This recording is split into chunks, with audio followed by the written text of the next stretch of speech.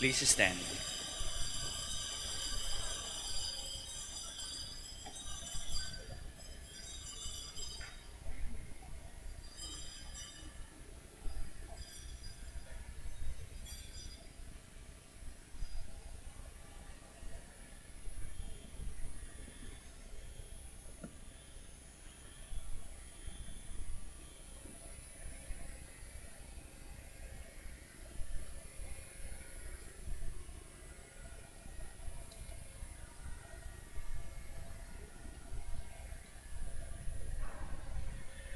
In the name of the Father, and of the Son, and of the Holy Spirit. Amen. The grace of our Lord Jesus Christ, and the love of God, and the communion of the Holy Spirit be with you all. And with your spirit. Good morning and welcome to the Shrine and Minor Basilica of Our Lady of the Rosary of Manaoag. As we prepare ourselves to celebrate the sacred mysteries, we call to mind our sins, and we ask God's mercy and forgiveness. In all humility, altogether we say, I confess to Almighty God and to you, my brothers and sisters, that I have greatly sinned in my thoughts and in my words, in what I have done and in what I have failed to do. Through my fault, through my most grievous fault. Therefore I ask Blessed Mary, ever Virgin, all the angels and saints, and you, my brothers and sisters, to pray for me to the Lord our God. May Almighty God have mercy on us, forgive us our sins, and bring us to everlasting life. Amen.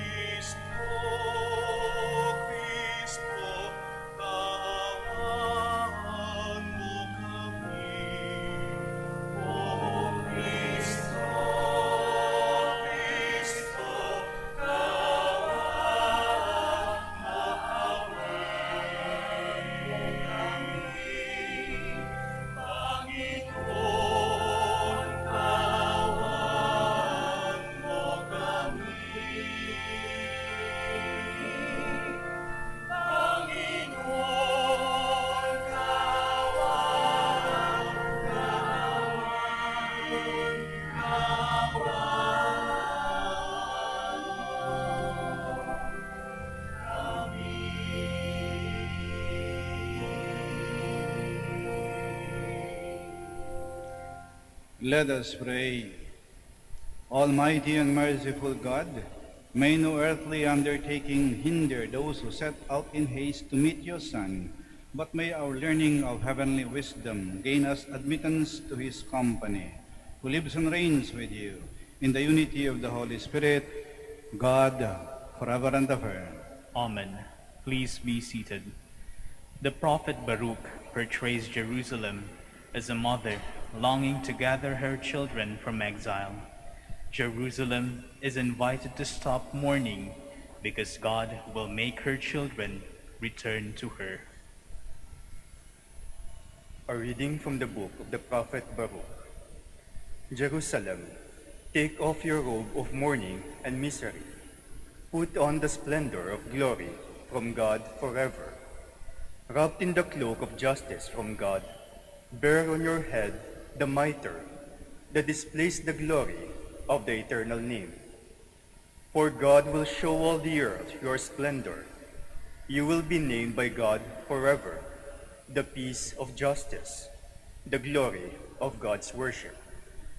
Up, Jerusalem, stand upon the heights, look to the east and see your children, gathered from the east and the west, at the word of the Holy One, rejoicing that they are remembered by God. Led away on foot by their enemies, they left you. But God will bring them back to you, borne aloft in glory as on royal thrones. For God has commanded that every lofty mountain be made low, and that the age-old depths and gorges be filled to level ground, that Israel may advance secure in the glory of God. The forest and every fragrant kind of tree have overshadowed Israel at God's command. For God is leading Israel in joy by the light of his glory, with his mercy and justice for company. The word of the Lord. Thanks be to God. The Lord has done great things for us. We are filled with joy. The Lord has done great things for us. We are filled with joy. When the Lord brought back the captives of Zion, we were like men dreaming. Then our mouth was filled with laughter, and our tongue with rejoicing. The Lord has done great things for us. We are filled with joy. Then they said among the nations, "The Lord has done great things for them. The Lord has done great things for us. We are glad indeed." The Lord has done great things for us. We are filled with joy. Restore our fortunes, O Lord, like the torrents in the southern desert. Those who sow in tears shall reap rejoicing. The Lord has done great things for us. We are filled with joy. Although they go forth weeping, carrying the seed to be sown, they shall come back rejoicing, carrying their sheaves. The Lord has done great things for us. We are filled with joy. The Apostle Paul encourages the Christians of Philippi to be pure and blameless for the day of Christ. The Christian faith, lived in joy and faithfulness, is the best preparation for Christ's coming. A reading from the letter of St. Paul to the Philippians. Brothers and sisters, I pray always with joy in my every prayer for all of you, because of your partnership for the gospel from the first day until now. I am confident of this, that the one who began a good work in you will continue to complete it until the day of Christ Jesus. God is my witness, how I long for all of you with the affection of Christ Jesus. And this is my prayer, that your love may increase ever more and more in knowledge and every kind of perception, to discern what is of value, so that you may be pure and blameless for the day of Christ, filled with the fruit of righteousness that comes through Jesus Christ, for the glory and praise of God. The word of the Lord. Thanks be to God. Please stand. Alleluia, alleluia. Prepare the way of the Lord. Make straight his paths. All flesh shall see the salvation of God. Alleluia, alleluia.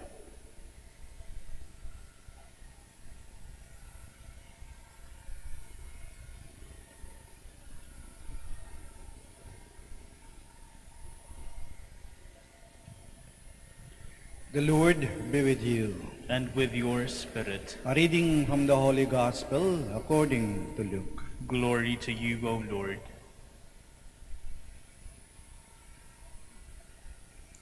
In the 15th year of the reign of Tiberius Caesar, when Pontius Pilate was governor of Judea, and Herod was tetrarch of Galilee, and his brother Philip tetrarch of the region, during the high priesthood of Annas and Caiaphas, the word of God came to John, the son of Zechariah, in the desert.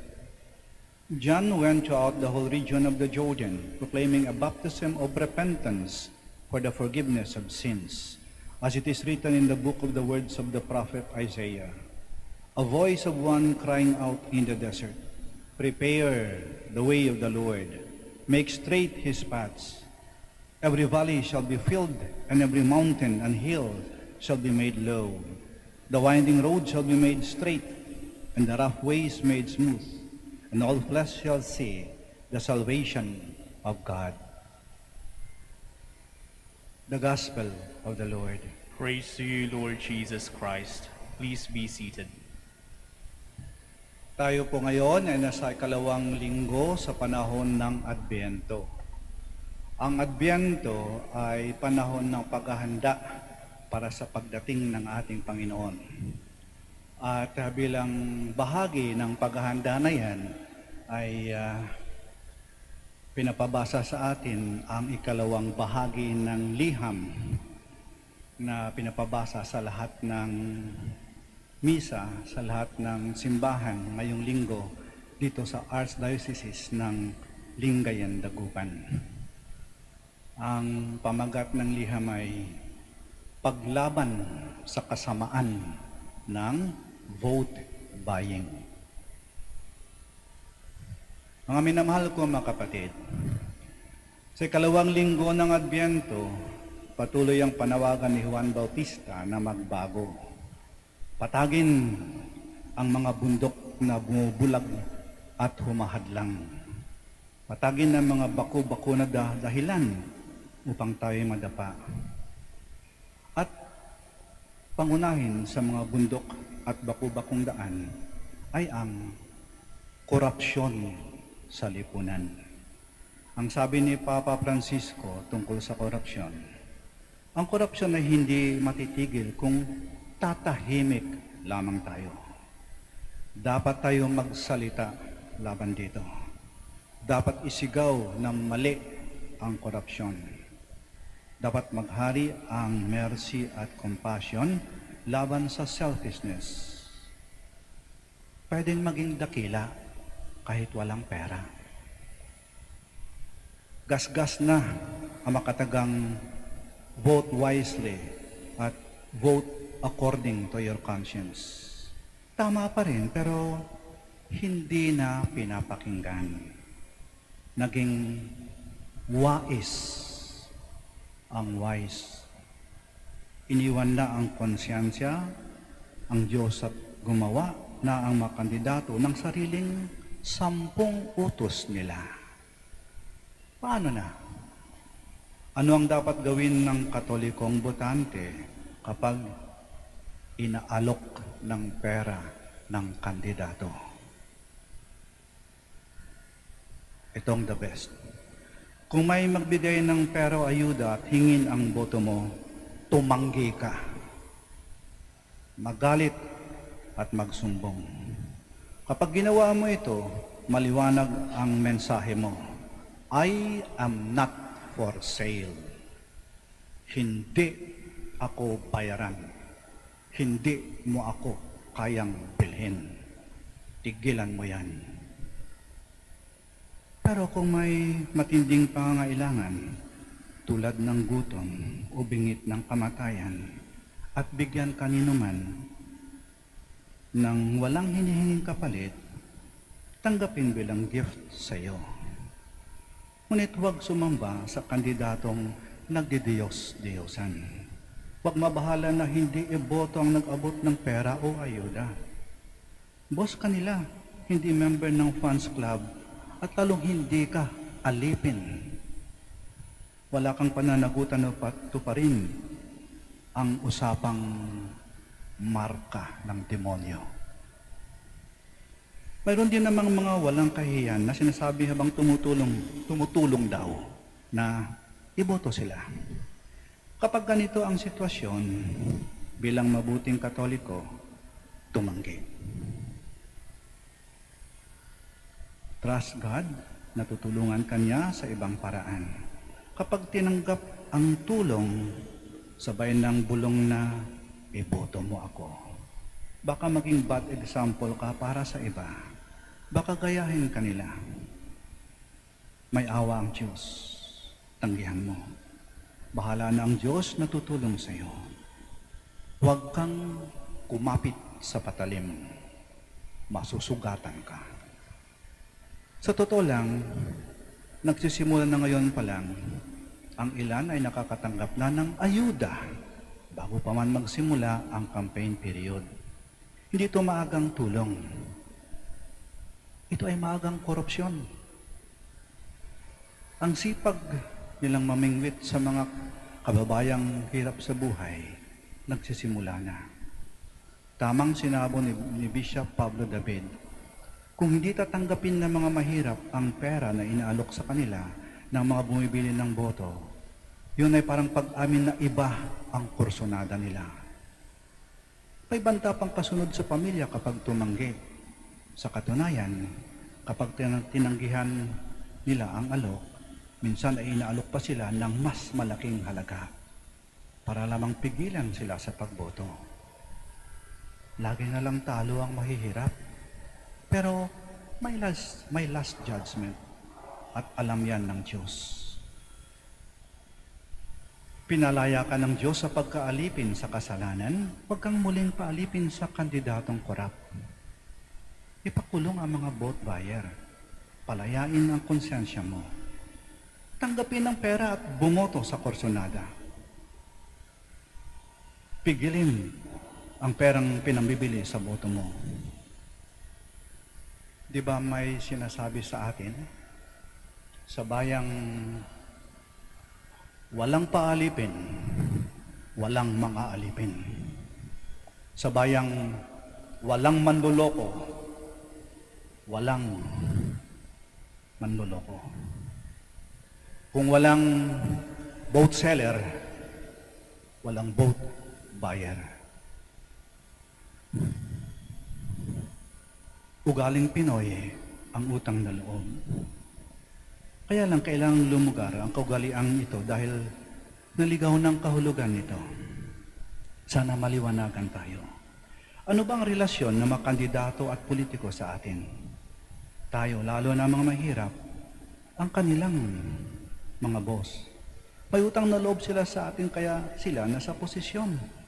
Empleyado natin sila mula sa mga taxes natin. Ang political party ay hindi fans club, hindi beauty pageant, at lalong hindi ito film festival. Civil servant sila. Silang utusan at hindi tayo. Ang vote buyer ay mga kriminal. Wala tayong utang sa kanila. Sila ang may utang na dapat bayaran ng kanilang paglilingkod sa atin. Kung hindi natin papakulong dahil maliliit na tao lamang tayo, huwag mong iboto para matalo. Turuan natin sila ng leksyon. Pag natalo ang vote buyer, nakaganti ka na sa pang-insulto niya sa iyo. Huwag matakot sa banta na malalaman kung sinong binoto mo. Dahil sa computerized ang election, ikaw lamang nakakaalam ng boto mo. Dahil automated ang election, walang paraano pang malaman kung sino ang bumoto para kanino. Bawal gumawa ng kopya ng balota mo. Safe and secret ballot mo sa computerized voting. Alam ng Diyos, nakikita ng Diyos, at hindi natutulog ang Diyos. Kung may vote buyer, patulong kayo sa parish priest ninyo at sa mga legal assistant desk ng PPCRB. Isumbong, manindigan, be a proud Catholic Filipino. Kung may makulong na vote buyer dahil tumistigo ka, kabayanihan yan. Tigilan na ang vote buying. Sa tulong ng Diyos at tapang ng loob, baguhin natin ang politika. Hindi naman tayo dating ganito eh. Kaya lang, lumalala ang vote buying bawat eleksyon.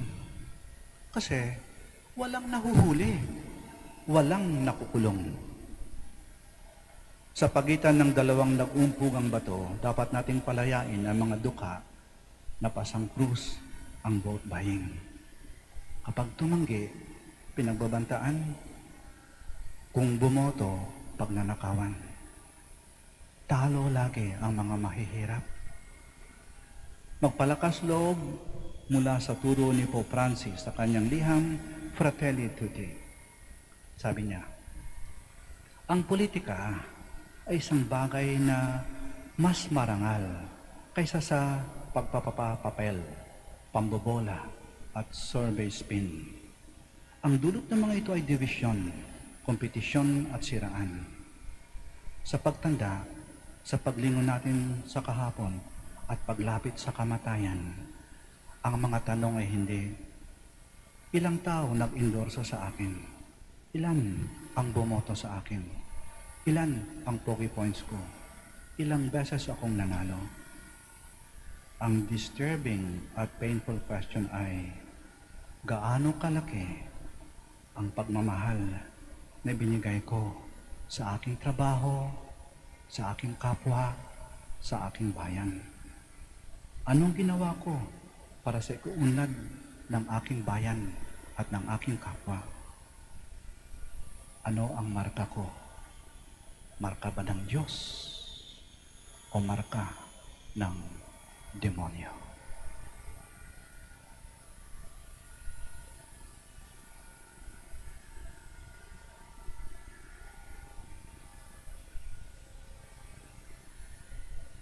Sitayo po tayo at ipahayag natin ang ating pananampalataya. I believe in one God, the Father Almighty, maker of heaven and earth, of all things visible and invisible. I believe in one Lord Jesus Christ, the only begotten Son of God, born of the Father before all ages, God from God, light from light, true God from true God, begotten, not made, consubstantial with the Father. To him all things were made. For us men and for our salvation, he came down from heaven, and by the Holy Spirit was incarnate of the Virgin Mary, and became man. For our sake he was crucified under Pontius Pilate. He suffered death and was buried, and rose again on the third day in accordance with the Scriptures. He ascended into heaven, and is seated at the right hand of the Father. He will come again in glory to judge the living and the dead, and his kingdom will have no end.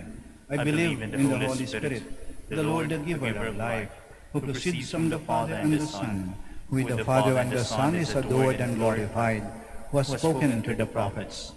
I believe in one holy, Catholic, and Apostolic Church. I confess one baptism for the forgiveness of sins, and I look forward to the resurrection of the dead and the life of the world to come. Amen. Longing for the Lord's coming, let us now turn to our Heavenly Father to help us prepare the way of the Lord. And full of confidence, we pray. And our response is, Lord, graciously hear us. Lord, graciously hear us.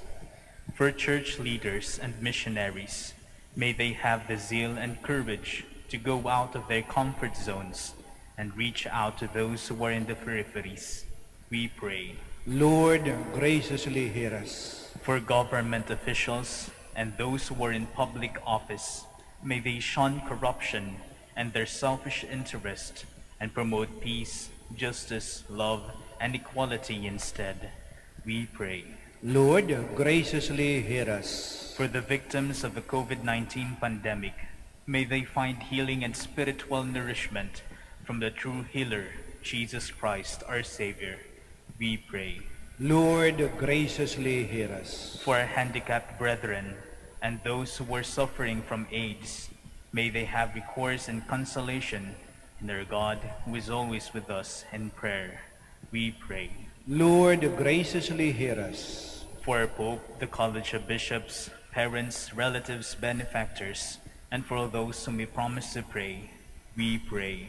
Lord, graciously hear us. For those who have left the order, and for the Dominican family and the family of our brothers, we pray. Lord, graciously hear us. For the intentions of the devotees and pilgrims of Our Lady of the Holy Rosary of Manaoag, and for our personal intentions.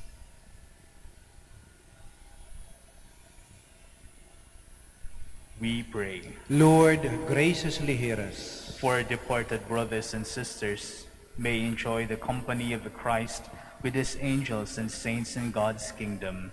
We pray. Lord, graciously hear us.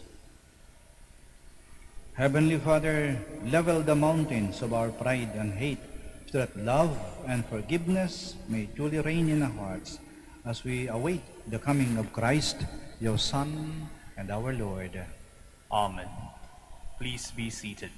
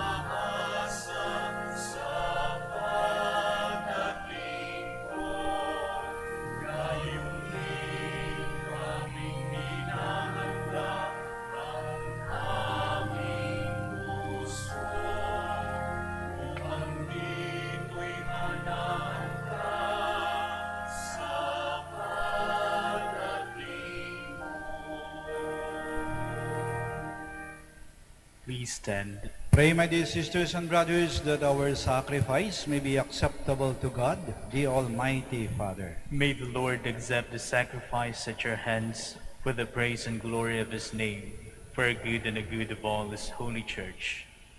Be pleased, O Lord, with our humble prayers and offerings, and since we have no merits to plead our cause, come, we pray, to our rescue with the protection of your mercy. Through Christ our Lord. Amen. The Lord be with you. And with your spirit, Lift up your hearts. we lift them up to the Lord. Let us give thanks to the Lord our God. It is right and just.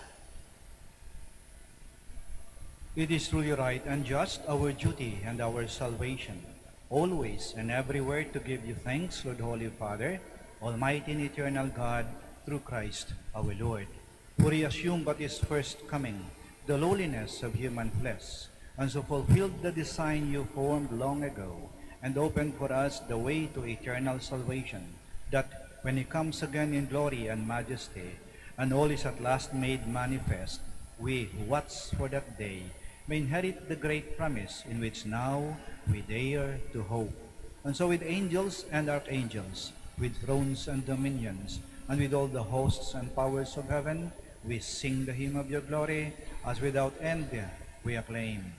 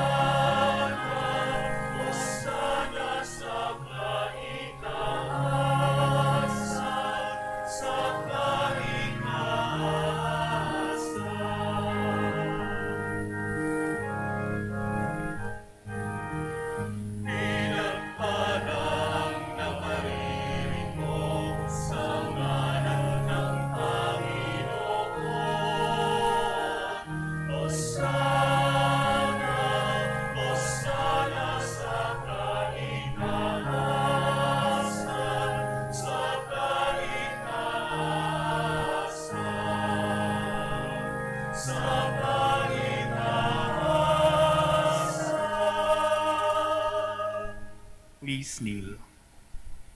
You are indeed holy, O Lord, the fount of all holiness. Make holy, therefore, these gifts, we pray, by sending down your Spirit upon them like the dewfall, so that they may become for us the body and blood of our Lord Jesus Christ. At the time he was betrayed and entered willingly into his passion, he took bread and giving thanks, broke it and gave it to his disciples, saying, "Take this, all of you, and eat of it, for this is my body, which will be given up for you."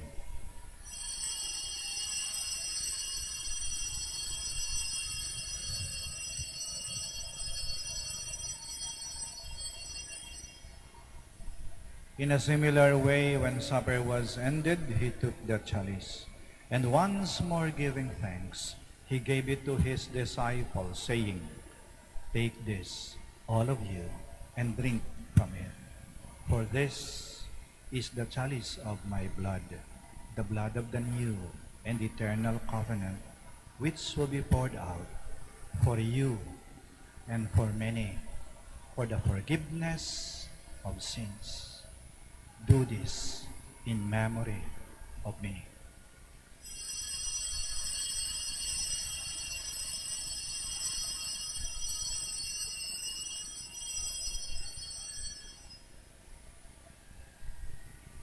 The mystery of faith.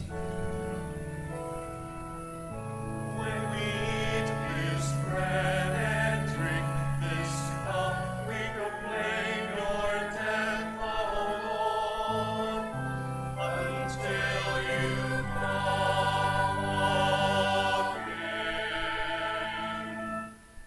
Therefore, as we celebrate the memorial of his death and resurrection, we offer you, Lord, the bread of life and the chalice of salvation, giving thanks that you've held us worthy to be in your presence and minister to you. Humbly we pray that partaking of the body and blood of Christ, we may be gathered into one by the Holy Spirit. Remember, Lord, your church spread throughout the world, and bring her to the fullness of charity, together with Francis, our Pope, Socrates, our Archbishop, Fidelis, his auxiliary bishop, and all the clergy. Remember also our brothers and sisters who have fallen asleep in the hope of the resurrection, and all who have died in your mercy. Welcome them into the light of your face.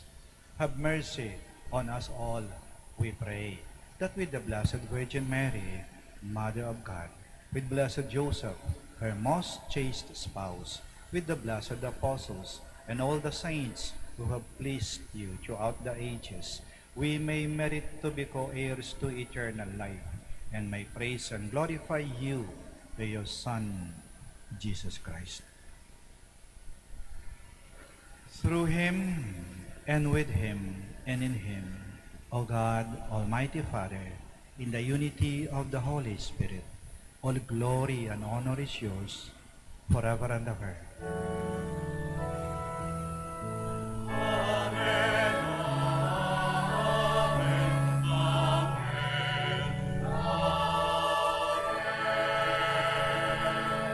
Please stand.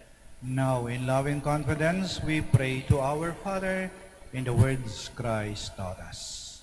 Amen.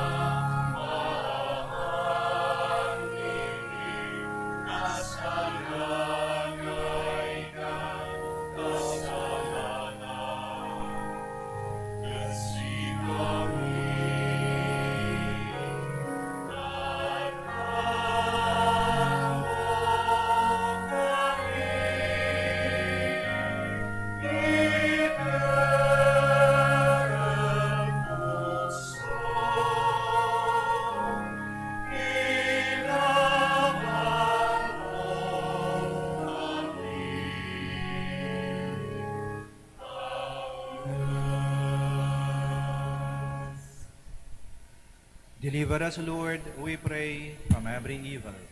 Graciously grant peace in our days, that by the help of your mercy, we may be always free from sin and safe from all distress, as we await the blessed hope and the coming of our Savior, Jesus Christ. For the kingdom, the power, and the glory are yours, now and forever. Lord Jesus Christ, who said to your apostles, "Peace I leave you, my peace I give you," do not look on our sins, but on the faith of your church, and graciously grant her peace and unity, in accordance with your will, who live and reign forever and ever. Amen. The peace of the Lord be with you always. And with your We spirit. offer each other the sign of peace. Peace be with you.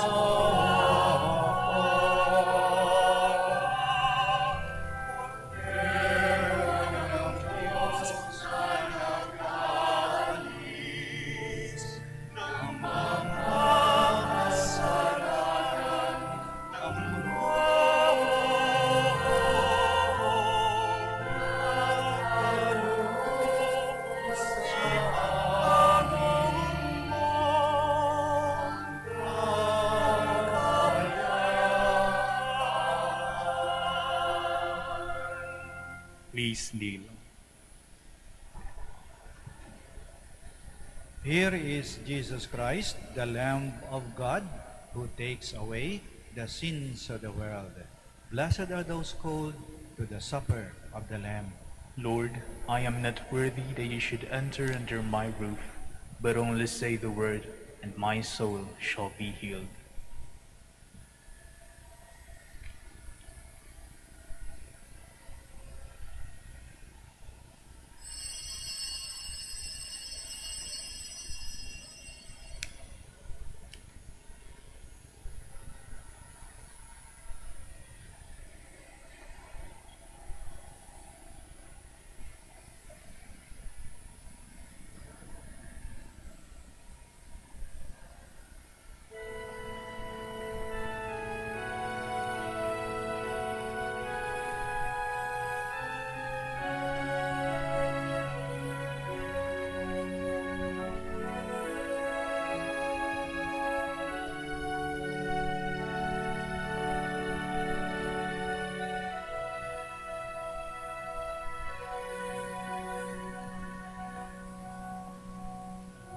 Ay bulong na nga ng mundo.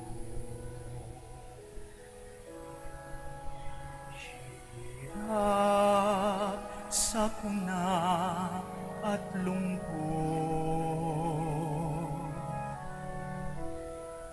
Kaya't sama-sama tayong manalangin dahil darating na ang Pasko.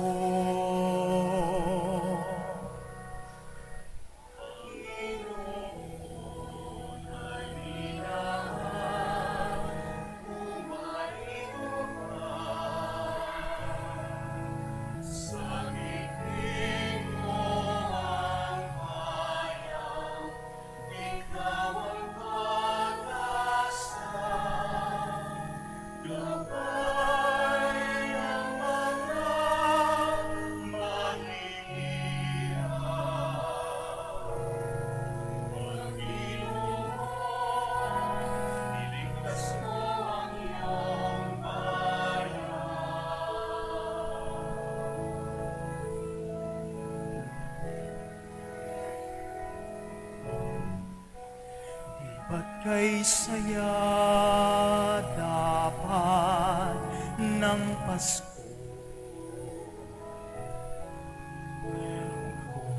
Bawat pamilya ay buo, kaya't idalangin natin ang bawat tahanan bago sumapit ang Pasko.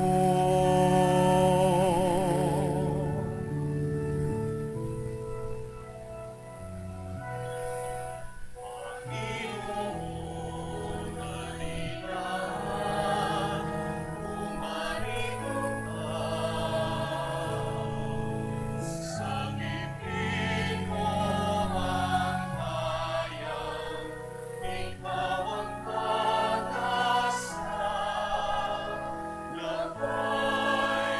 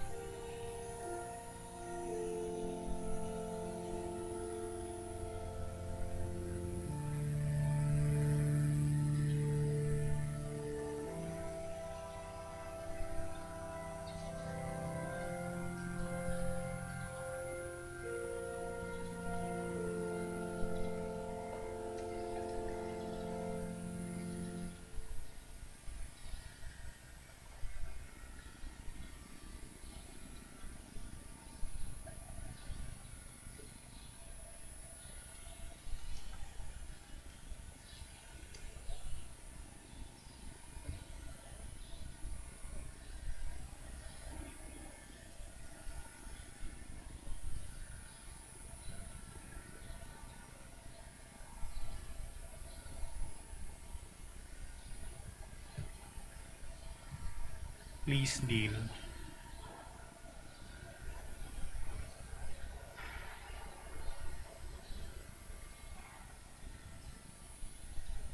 We will now pray the prayer for the elections.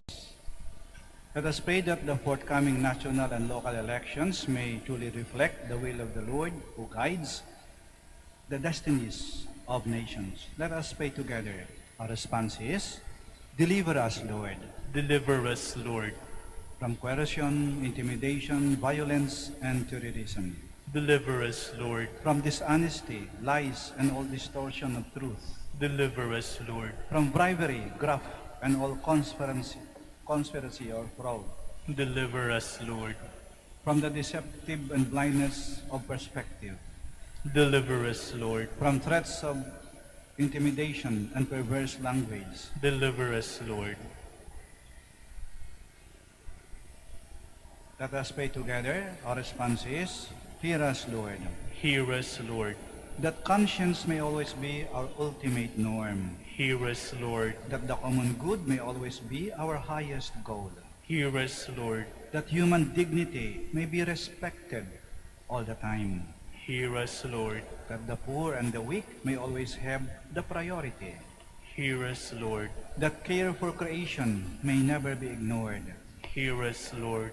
that solidarity may guide the path of peace and development, Hear us, Lord.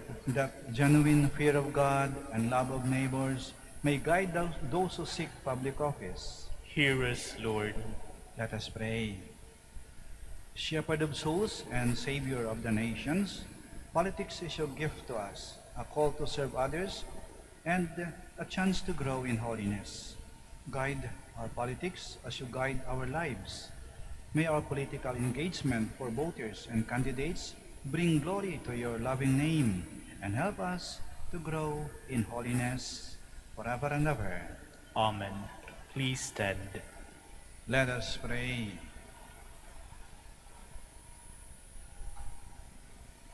Replenished by the food of spiritual nourishment, we humbly beseech you, Lord, that through our partaking in this mystery, you may teach us to judge wisely the things of the earth and hold firm to the things of heaven. Through Christ our Lord. Amen. Maraming salamat po sa inyong pagdalo at pakikiisa sa banal na misa. Mag-ingat po kayo lagi at lagi kayong pagpalain ng ating Panginoon at ng ating mahal na ina.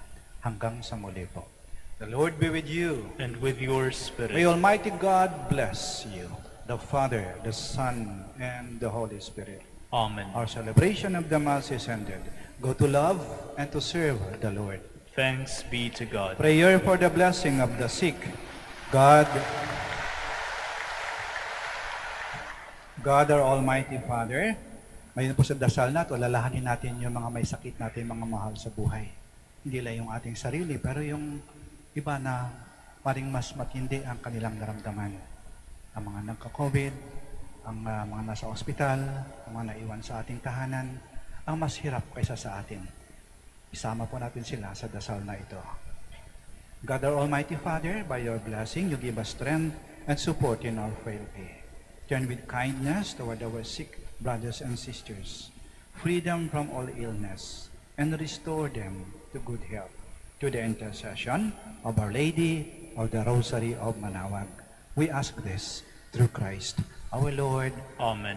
Prayer for the blessing of religious articles. So may mga pabindisyonan po, mangyari po lamang na pakitaas ng mga pabindisyonan po ninyo.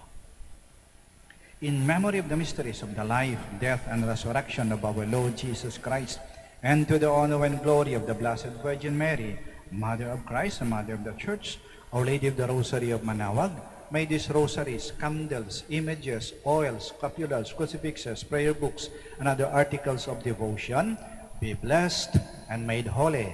In the name of the Father, and of the Son, and of the Holy Spirit. Amen.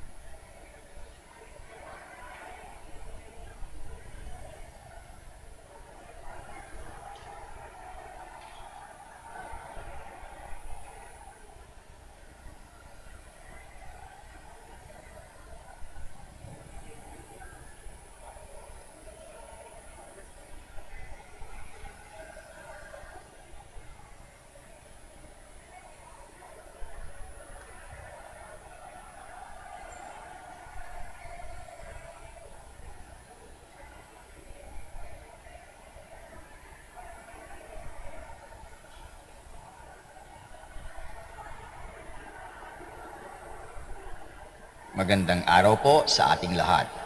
Panatilihin po natin ang physical distancing at siguraduhing maayos ang pagsuot ng ating face mask. Maraming salamat po sa pagbisita ninyo sa Minor Basilica of Our Lady of the Rosary of Manaoag. Magandang araw po sa ating lahat. Panatilihin po natin ang physical distancing at siguraduhing maayos ang pagsuot ng ating face mask. Maraming salamat po sa pagbisita ninyo sa Minor Basilica of Our Lady of the Rosary of Manaoag.